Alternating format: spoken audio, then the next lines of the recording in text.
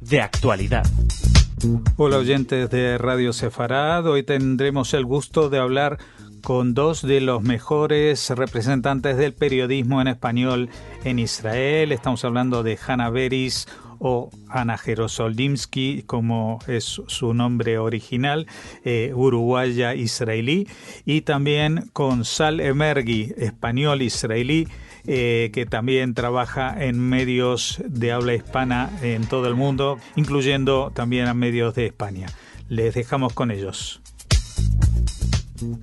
Hola oyentes de Radio Sefarad, es un gusto volver a contar en los micrófonos con la periodista uruguayo-israelí Hannah Beris, Ana Jerosolimsky.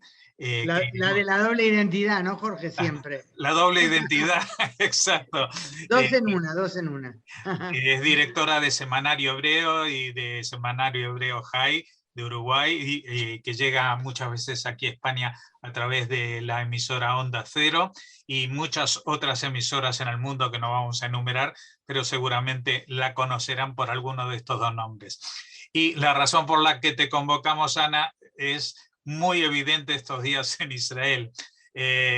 Después de un tortuoso camino para armar una coalición Frankenstein de 8 partidos para desplazar a Netanyahu. Esa descripción todavía no se me había ocurrido, coalición Frankenstein. Sí, sí, aquí en España se usa para el asunto de aquí, pero es extrapolable también a Israel. Sí. Pues soplaron las velitas del primer año y no alcanzaron a comerse la torta.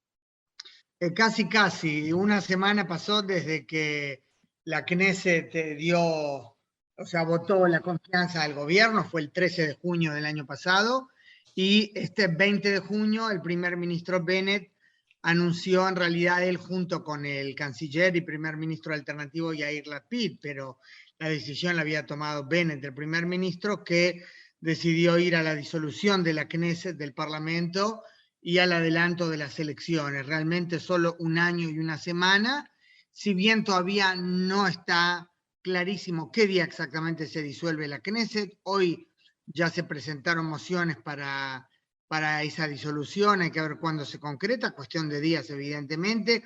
Tampoco está claro cuándo serán las elecciones, el Likud quiere a fin de septiembre, si es que hay elecciones, la coalición de gobierno quiere no antes de fin de octubre, principios de noviembre, y digo si hay elecciones, porque en el partido Likud del ex primer ministro Netanyahu están tratando una fórmula alternativa, que es algo que permite la ley, formar un gobierno alternativo al actual en este Parlamento, o sea, sin disolver la Knesset, formar un gobierno, por supuesto, si consiguen la mayoría necesaria. Esto creo yo, no solo para evitar todo lo que significa, ¿no?, corrida de elecciones, sino porque, aunque se dicen en la actual oposición sumamente seguros de ganar las próximas elecciones, lo que recordemos no lograron hacer 3 elecciones consecutivas hasta que se formó esta coalición, quizás en la práctica entienden que también en las próximas les será difícil y quieren asegurarse que Netanyahu sea el primer ministro ahora. Parece que es un escenario muy poco factible, pero es una opción. En la política israelí hay muchas cosas que parecen de locos y no se pueden descartar. Bueno, lo que pasa es que Netanyahu no viene solo. O sea, Netanyahu y el Likud, si acuden a un gobierno alternativo o lo que sea, pues viene con los partidos ortodoxos y con el partido sionista de derecha, ¿no? Bueno, aclaremos, esto es clave, lo que determina el sistema parlamentario israelí por ley, que es la razón por la cual tanto tiempo se estuvo en un estancamiento político, por qué en 3 elecciones consecutivas el partido Likud de Netanyahu era el más grande y sigue siéndolo, pero no lograba formar gobierno, porque el sistema, la ley israelí determina que el sistema parlamentario de Israel no diría irrelevante, pero casi, ¿quién es el partido más grande? ¿Cuál es el partido más grande? Lo que cuenta es quién logra formar coalición que cuente con la aprobación de la mayoría en el Parlamento. Netanyahu siempre destaca que son el partido más grande, es verdad, pero él sabe que eso no es lo que determina que puede encabezar el gobierno. Por eso en 3 elecciones consecutivas, aunque el Likud, su partido, era el mayor de todos, como no conseguía la mitad más 1, no pudo formar gobierno.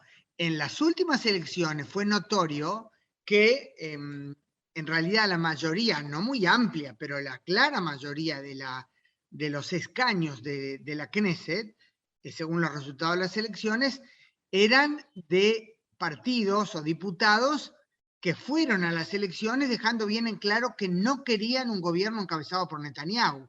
Eso incluía no solo a lo que era en ese momento la oposición tradicional, sino también algunos partidos de derecha. O sea, el propio Yemina del actual primer ministro saliente, ¿verdad?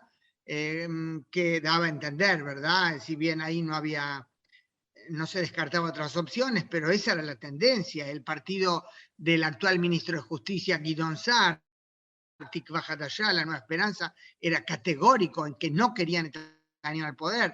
Esa fue la base de la formación de la coalición que ahora está, al menos cuando es encabezada por Naftali Bennett, terminando el camino. Y del otro lado está el bloque, como tú bien dijiste, me extendí porque creo que la explicación del sistema es clave.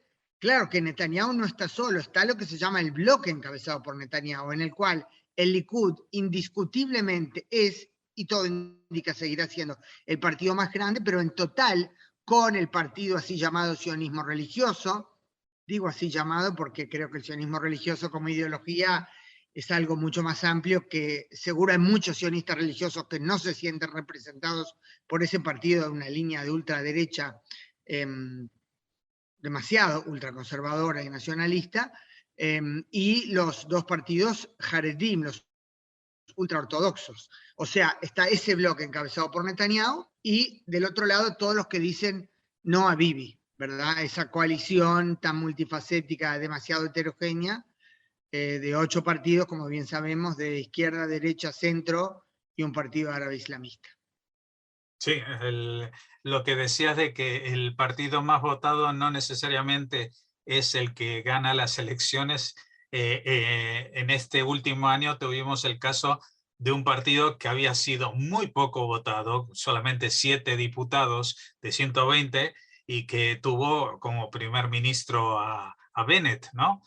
Claro, sí, 7 tenían las elecciones, pero uno de ellos, Amihai Shikli, apenas el jefe de su partido, hoy primer ministro Naftali Bennett, aceptó firmar un acuerdo de coalición con quien firmó, con Benny Gantz, ¿verdad?, de Cajol Lavan, con Yair Lapid de Yesh Atid, con el partido árabe Ram, Amihai Shikli dijo, esto no es lo que le prometimos a los votantes, y en la práctica, o sea, evidentemente, él no fue parte de la coalición, aunque no es que se fue de Yemina. Creo que esto es un punto clave para entender parte de la gran polarización que hay en la discusión pública en Israel.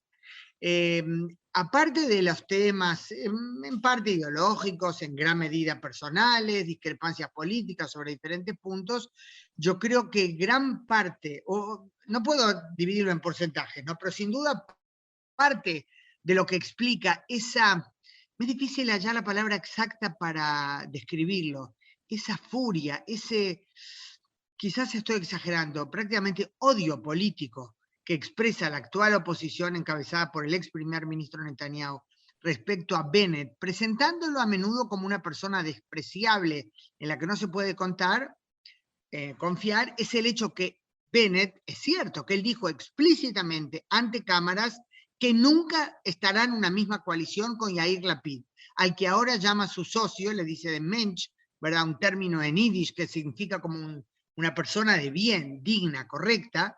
Sin duda aprendieron a trabajar juntos. Y él dice, aquel paso que yo di, dice, fue de los más difíciles para mí, porque ideológicamente hacer una coalición que incluya al laborismo, al partido de izquierda, aunque sionista, Meretz, y un partido árabe, para él era un problema, él que venía de un partido que durante mucho tiempo había sido identificado más que nada con los intereses de la población judía en Judea y Samaria. Y él dijo, es verdad, para mí eso fue algo muy difícil, pero lo hice, o sea, ese lo hice significa lo que el Likud y sus aliados dicen, esa mentira, ese engaño, así lo ven a los votantes, fue porque entendí que si no se forma esta coalición, vamos otra vez a elecciones, y que eso es catastrófico para Israel. Yo creo que realmente el tema, además de que él evidentemente quería ser primer ministro, yo creo que realmente, o sea, esa es mi opinión personal, que esa fue la intención, que él entendió que pagaría un precio político, aunque ahora iba a ser de inmediato primer ministro, que lo iban a calificar de traidor, al menos de su sector, y eso es lo que hacen hasta ahora, casi, no siempre se usa esa palabra, pero el sentido es ese, pero creo que él entendió que si no se formaba esa coalición, esto iba a ser un desastre. Ir por cuarta vez a elecciones, por quinta vez a elecciones en 2 años y medio, lo cual es nocivo desde el punto de vista del ambiente interno, de la economía, de la cantidad de procesos que se congelan, lo mismo que va a pasar ahora, evidentemente. Pero claro, fue todo muy complicado, bueno, por varios problemas, tú sabrás qué puntos querés preguntar, y duró solo, al menos hasta la decisión de disolver la Knesset, 1 año y 1 semana.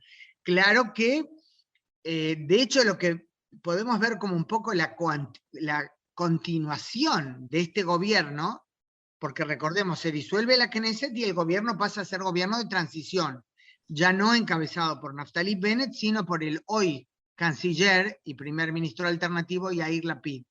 Ese gobierno no es que ahora hay elecciones y bueno, y si gana la oposición mañana Netanyahu es primer ministro en absoluto. El gobierno de transición puede estar muchos meses en el poder. Es lo que le pasó a Netanyahu cuando no lograba formar coalición porque los resultados de las últimas elecciones, las anteriores me refiero, no le daban 71. Y su gobierno sigue siendo un gobierno de transición. Con el gobierno de Yair Lapid puede pasar lo mismo. Claro, pues hay que ver qué pasa en las elecciones. O gana la actual coalición, habrá cambios y movimientos sin duda, o si Netanyahu demuestra que tenía razón, que esto fue solo un lapsus y él vuelve al poder. Hay que ver. Recordemos un dato, creo yo, Jorge, que creo que se deriva implícitamente de lo que ya expliqué, pero en Israel, porque creo que todos los periodistas a veces cometemos ese error, ¿no? Ganó Netanyahu o ganó fulanito. En Israel hubo un experimento por un tiempo de elección directa del primer ministro y se decidió volver al sistema anterior, que es el reinante actualmente, ¿no? O sea, no hay elección directa a primer ministro. Inclusive si al ver los resultados, ¿verdad? Boca de urna, en la noche de las elecciones, uno ve que cuenta y el bloque encabezado, digamos, por Netanyahu tiene, según Boca de urna, 61 escaños, o después cuando se confirman los resultados verdaderos, claro, uno usa automáticamente ese término ganó Netanyahu, pero no es que hay una figura que gana, cada partido tiene una cantidad determinada de escaños y el que combinando esos números logra formar coalición es el que se convierte en primer ministro. Quizás estoy haciendo una aclaración semántica, pero está realmente basada en el sistema israelí. Gana el que logra formar coalición. Y en este caso, tú mencionaste este elemento, perdón que me olvidé mencionarlo antes, primer ministro de un partido que tenía 7 escaños en las elecciones, después quedó en la práctica con 6 porque Shikli, uno de ellos, decidió que no vota con la coalición. Él, por los argumentos que desde el punto de vista ideológico tenía razón, diciendo yo fui con una plataforma a las elecciones y no acepto lo que el jefe de mi partido adoptó como el nuevo camino, ¿no? Entonces dijo, él no puede votar por esa coalición. La ley israelí tampoco determina que del momento que se fija una coalición o que se arma una coalición, que el jefe de la misma tiene que ser el que encabeza el partido más grande de esa coalición. Eso no está determinado por la ley. Eso es cuestión de manejos de contactos entre los miembros de la coalición. Era sumamente, digamos, legal y legítimo lo que decidió esta coalición, evidentemente ya hay por manejos internos que Bennett quería ser el primero y después hacer la rotación que va a respetar y pasárselo a Lapid. O sea, era legal, era legítimo. Es verdad que, digamos, queda medio raro, por decirlo delicadamente, ¿verdad? En ese sentido, el argumento de la oposición uno puede entender, ¿no? Como diciendo, ellos lo presentaron como que no era legítimo, como que violaba la confianza de la ciudadanía. Bueno, no es así, porque el sistema parlamentario israelí no dice nada al respecto, no lo impide.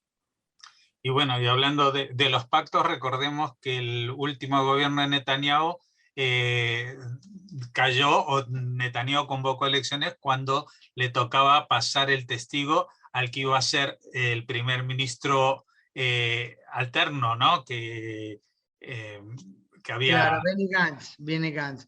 Con Sí, Benny evidentemente. Gantz. O sea que en Israel el tema de hacer tratos, si bien había habido un precedente de éxito en los años 80 con los gobiernos de unidad nacional, ¿no? Entre el Maharaj y el Likud, entre los gobiernos digamos de centro derecha, centro izquierda, que se habían respetado la alternancia, pues parece que en estos últimos tiempos la cosa no funciona.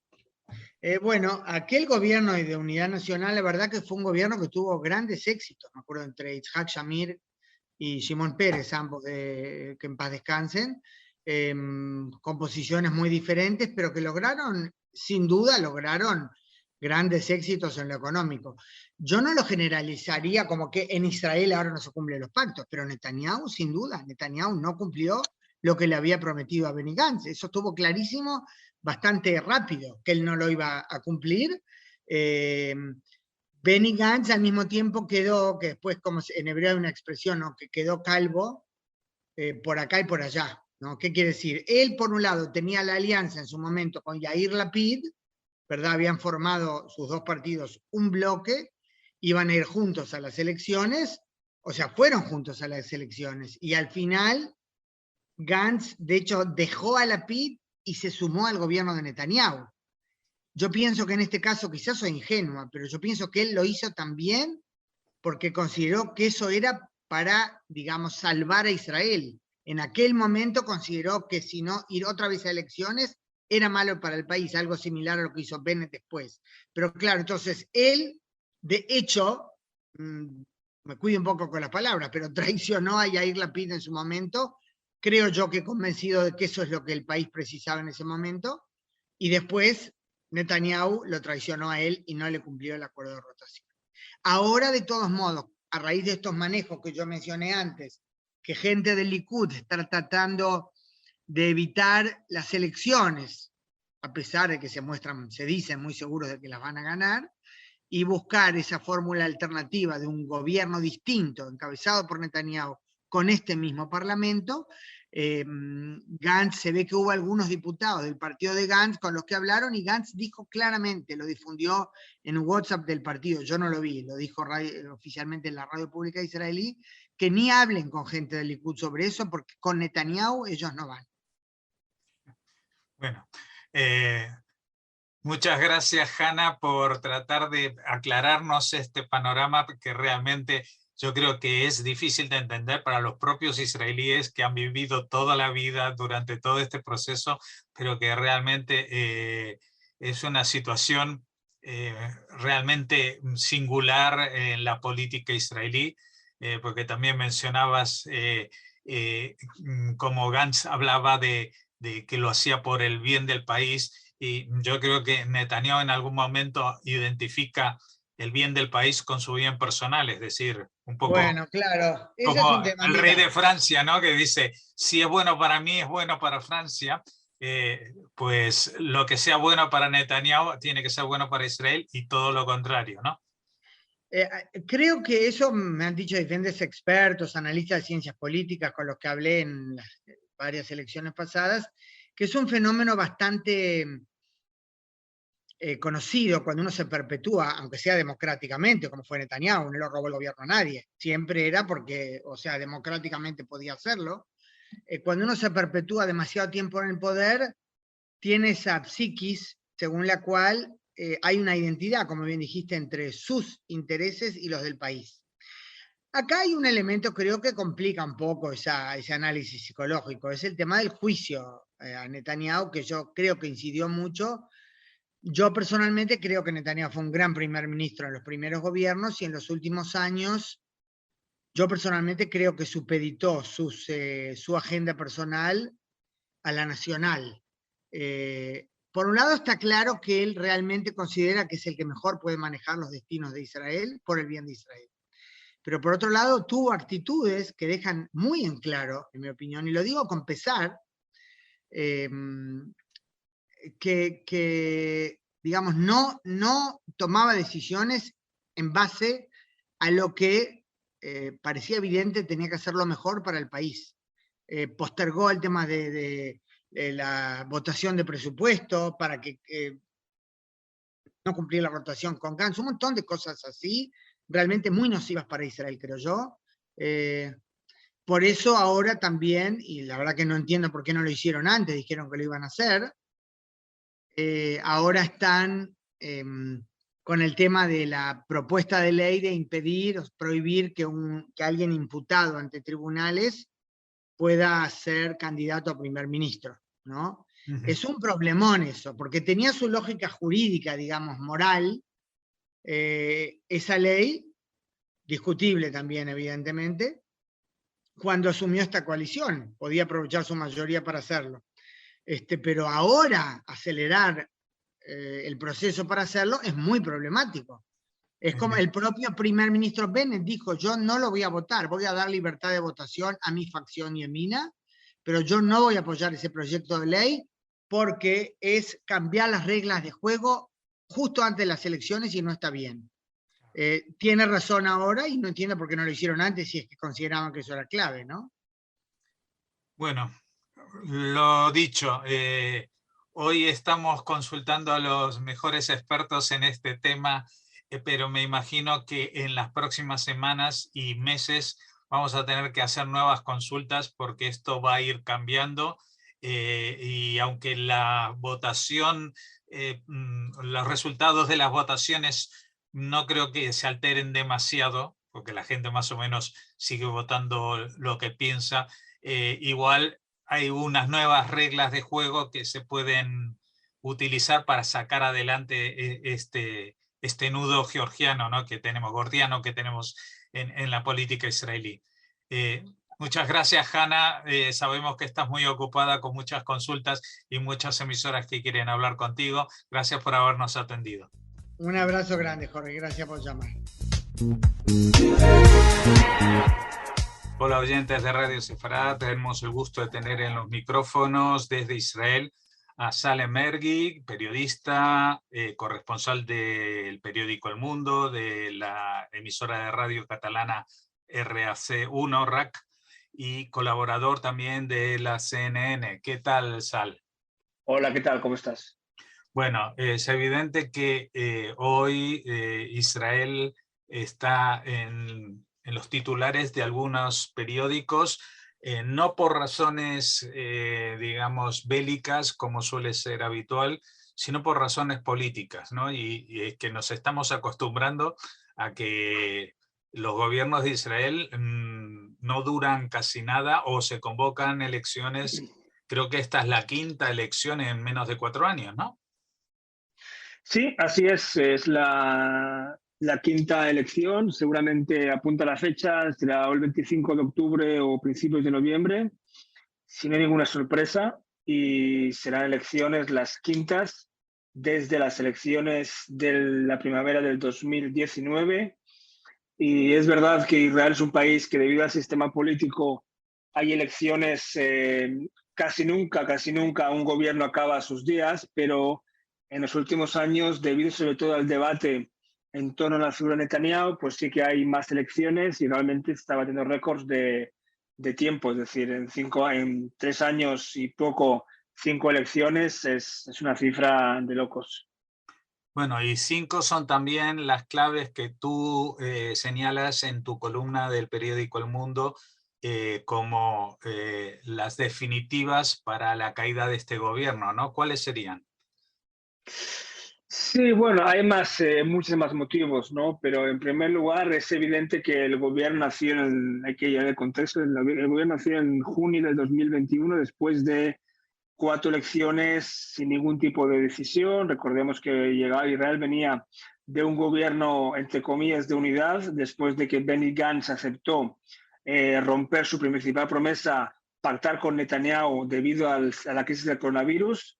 Pero el acuerdo de rotación Netanyahu no lo cumplió y abro paréntesis, y ahora mismo lo está pagando caro Netanyahu, porque por este incumplimiento del acuerdo Netanyahu no es primer ministro aún, y es posible que no lo será ahora mismo debido a este incumplimiento de acuerdo, cierro paréntesis, y entonces a partir de esa crisis que hubo de gobierno, elecciones, y en ese momento pasó lo que era inimaginable, que era que Naftali Bennett, el líder del partido derechista religioso Yemina, aceptó formar parte de un gobierno de coalición amplia con partidos de derecha, de izquierda, de centro, incluso, por supuesto, el partido RAM, el partido árabe, y formar una coalición de mayoría muy ajustada para echar del gobierno a Netanyahu tras 12 años y sobre todo evitar las quintas elecciones. El tema es que el gobierno este salió con solo una mayoría muy ajustada de 61 diputados, y una de las primeras causas de esta caída es, por supuesto, que el gobierno del partido de Bennett, Yemina, es un partido que salió de las urnas con solo 7 diputados, imagínate, 7 diputados de 120, nada más la investidura, uno de ellos, Shikli, renunció porque estaba en contra de ir a favor de estar con los árabes y la izquierda, y por tanto quedaron 6. Es decir, la mayoría se quedó en 61, muy ajustado, y en abril Idit Silman, otra diputada de Yamina, se cambió de bando, y ahora el gobierno se quedó en 60.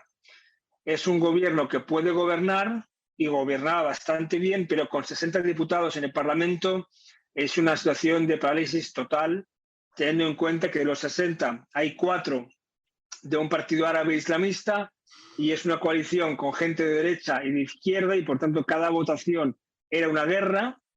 Y si a esto le sumas que la oposición, que es otro factor importante, la oposición que estaba muy unida en torno a Netanyahu, que es el movimiento ultranacionalista de Smotrich y los dos partidos ortodoxos, no ayudaron en el sentido de que cualquier ley, aunque fue una ley entre comillas de derechas, pues ellos la tumbaban para derribar al gobierno, como así ha pasado. Así que Bennett llegó a la conclusión que ya no tenía sentido convencer o intentar sobrevivir semana tras semana, y diríamos que la gota como el vaso fue que otro diputado de Bennett, Nir Orbach, también le dijo hace unos días que no estaba a favor de este gobierno ya. Imagínate, Orbach es un tipo anónimo que si no fuera por Bennett no estaría en la política, pero al final también le dijo esto, así que Bennett vio que era muy difícil seguir gobernando, y yo creo que en lugar de que le mataran políticamente, decidió matarse y un poco quedarse con el honor de ser el que él decide cuándo acabe este gobierno, y dar el traspaso de poder a Yair Lapid. Otro factor, aparte del que yo escribí como el partido menguante de Bennett, otro factor es que hubo rebeldes, entre comillas, del partido de Meretz, una diputada árabe, Zoabi, y un partido árabe, Arame, el diputado Mazen Ganaim, que también votaron en contra de la coalición varias veces, lo que provocó más tensiones. A todo esto le sumas los sondeos que eran negativos debido sobre todo a la ola de atentados palestinos terroristas en la primavera, la carestía de vida, un país que es más de derechas, y todo esto le sumas una campaña de oposición muy agresiva, pero muy agresiva, que dañó de forma casi total la posición de Bennett. Pues todo esto llegó a una situación casi sin límite, y fue la que hizo caer este gobierno antes de lo previsto, pero va seguramente caer en las próximas semanas. Bueno, tú mencionabas que Bennett había tomado la decisión de que antes de que lo mataran, ponerse él fuera del encuadre, ¿no? Pero yo creo que no sé si tiene futuro político Bennett, porque haber liderado un partido que ha tenido que cambiar de siglas para incorporarse, y que ahora han desertado más o menos la mitad de sus componentes, no es una buena credencial de cara al electorado, ¿no? O sea, ¿tú crees que seguirá Bennett al frente de ese partido o que seguirá existiendo ese partido? En primer lugar, hay que saber qué pasará con Bennett. Ahora mismo Bennett en el gobierno de transición va a ser en teoría, el primer ministro alterno y el encargado de la cartera de Irán. Todo lo que sea frente nuclear iraní, las milicias proiraníes en Siria, pero la especulación ahora mismo es que Bennett tiene dos opciones. Una es sencillamente dejar la política de forma temporal. El tío tiene 50 años, aún es joven y ha sido primer ministro. Una persona que ha sido primer ministro no se puede conformar ahora a ser ministro de Interior, por ejemplo. Yo creo que Bennett se está pensando seriamente tomar una pausa en la política. Si sigue y va a las elecciones, según los sondeos, su única opción es unirse con Gideon Sa'ar, es decir, que toda la derecha, diríamos, la derecha que no es Netanyahu, la derecha que es anti-Netanyahu, la que se considera, diríamos, más moderada o más institucional y lo que se llama aquí en Israel menos bibí, es decir, menos del movimiento que es muy fiel a Netanyahu.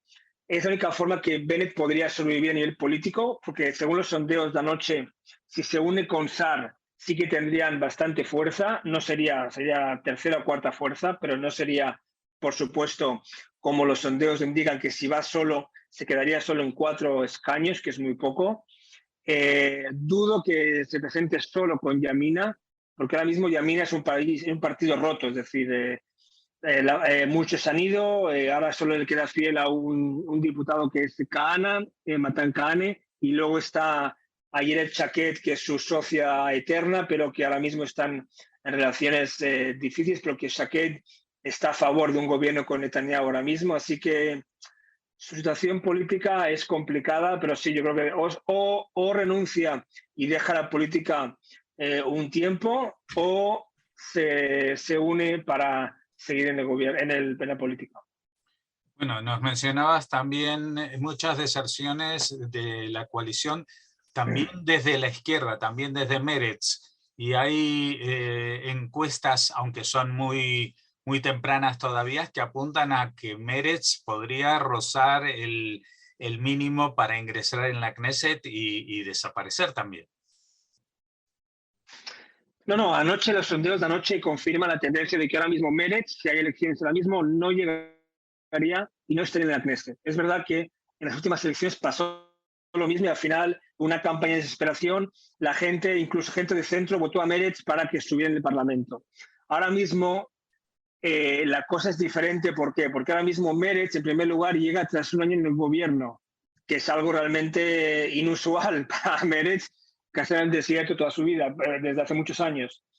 El problema es que Meretz ahora mismo tiene un problema grave en las elecciones, que es, en primer lugar, en las próximas elecciones va a haber una guerra cara a cara entre Lapid y Netanyahu. Entonces, mucha gente de centro-izquierda va a votar a Lapid, de centro-izquierda, aunque no va a ganar porque el Likud tiene más votos, pero le va a quedar apoyar a Lapid. El segundo tema es que hay un enfado muy grande de los electores de Meretz hacia su líder, Horovitz. ¿Por qué? Pues porque Horovitz en las primarias últimas trajo a Rihanna Zouabi, una diputada árabe, la fichó como fichaje externo y la puso en una posición muy alta en la lista. Y lo que ha pasado es que esta mujer, esta diputada, ha resultado ser una diputada imprevisible que ha sido un elemento muy importante en que la coalición no fuera estable. Y de hecho, gran parte de la crisis es debido a su posición de votar en contra de la coalición, porque hay que tener en cuenta que la mayoría de electores del Meretz estaba a favor de seguir en el gobierno. Y ve cómo esta diputada de su partido hizo cosas en contra de su partido, en contra de la voluntad de su partido, con el riesgo de que puede, como ha pasado, que haya elecciones y el riesgo de que llegue un gobierno el más derechista en la historia de Israel. Y por tanto, hay mucho enfado de Meretz hacia Horovitz y esto lo puede pagar caro en las elecciones, y por eso se escucha ahora mismo de nuevo el llamamiento de Meretz para que se una con el Partido Laborista y forme un bloque que se llamaría algo así como Socialdemocracia, un partido de la izquierda sionista, pero el Partido Laborista dice que no, por supuesto, porque el Partido Laborista quiere ser un partido más de centro y Meretz aún tiene la fama y la etiqueta de ser muy de izquierda. Así que Meretz lo tiene difícil. Yo creo que al final con mucho esfuerzo podría llegar a 4 diputados, es decir, que es el mínimo, pero si Meretz no llega a la Knesset es muy posible que esto beneficie, por supuesto, a la derecha de Netanyahu, así que ahora mismo Meretz tiene un problema muy grave. Bueno, tampoco vamos a entrar ahora a analizar partido por partido, simplemente queríamos ver estos extremos, pero lo que está claro es que serían ya las quintas convocatorias para salir de una crisis institucional que es muy fuerte ya. Se están planteando alternativas, es decir, por ejemplo, cambiar la ley de minorías y mayorías para entrar en la Knesset o para consolidar un gobierno, algo que facilite la creación de gobiernos estables, porque esto en definitiva también lo necesita el bloque de la ultraderecha con Netanyahu al frente, que no va a serle nada fácil conseguir la mayoría, ¿no?, en la Knesset. Sí, bueno, en el tema el último tema que tú tocabas, hay que destacar que los sondeos indican que incluso ahora mismo, que este momento, digamos, de mayor apoyo a Netanyahu en los sondeos, incluso ahora, si le sumas el apoyo del ultranacionalismo y el apoyo de la ortodoxos, aún no tiene los 61 diputados necesarios, tiene solo 60. Se intentó hace unos años subir el umbral de votos y se subió a 3.25 para intentar, diríamos, que estabilizar un poco más y que haya menos partidos pequeños en el Parlamento, pero es un sistema complicado, es decir, aunque se suba más o menos, siempre habrán partidos que impongan su agenda a los partidos más grandes para poder gobernar. Se está hablando ahora mismo, por ejemplo, de cambiar el sistema a un sistema presidencial, un sistema más como en Estados Unidos, de partido contra partido. Es muy complicado porque para eso hay que hacer una ley, y la ley necesita el apoyo de la mayoría. Y ahora mismo imagínate que los partidos árabes y partidos ortodoxos no están por la labor de una ley que penalice a los pequeños partidos, que son realmente en Israel un pequeño partido puede ser muy grande, y la mejor prueba ha sido el partido Yamina de Bennett, que ha marcado un precedente que con 7 diputados, incluso 6, es primer ministro. Así que es verdad que hay una inestabilidad, pero también es cierto que el tema de Netanyahu, es decir, estar a favor o en contra, y llevamos ya 3 años de que hay más que derecha e izquierda, hay a favor de Bibi y contra Bibi. Y eso hace, por ejemplo, que haya menos estabilidad, y la demostración más evidente es que ahora mismo, si Netanyahu no estuviera en la jefatura del Likud, ahora mismo tendríamos un gobierno estable de derechas con una mayoría bastante amplia, de los 70 diputados, porque tanto Saar como Lieberman están a favor, incluso Lapid, a favor de estar con el Likud, pero su veto es a Netanyahu, por supuesto, por sus políticas contra el tribunal, contra la justicia, y sobre todo porque está ahora mismo bajo un juicio por corrupción. Bueno, seguramente este tema tendremos muchas oportunidades de abordarlo y discutirlo, porque como tú decías, lo más probable es que esto no se produzca, estas elecciones no se produzcan antes de finales de octubre, una vez pasados los Hagim de Rosh Hashanah, Kippur y Sukkot, ¿no? O sea que ahí tenemos una barrera, digamos, que marca el calendario hebreo, que es insuperable. Así que, bueno, seguramente en algún momento del futuro tendremos que volverte a consultar. Muchas gracias, Saleh Mergui, por habernos respondido. Gracias, un abrazo, chao.